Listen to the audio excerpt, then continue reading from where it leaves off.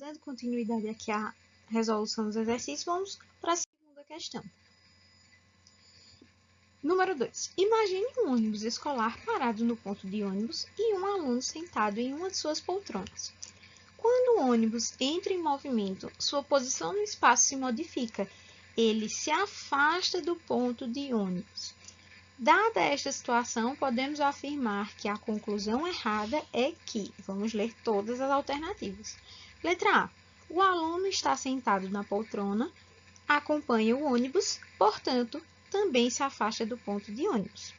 Podemos dizer que um corpo está em movimento em relação a um referencial quando a sua posição muda em relação a esse referencial.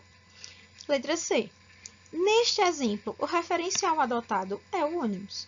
Letra D. O aluno está parado em relação ao ônibus e em movimento em relação ao ponto de ônibus, se o referencial for o ônibus.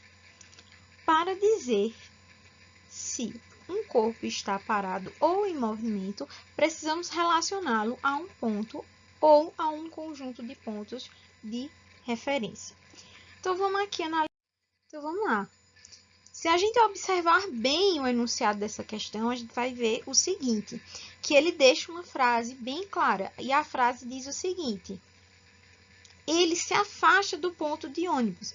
Ou seja, eu estou usando o ponto de ônibus como o quê? Como referencial.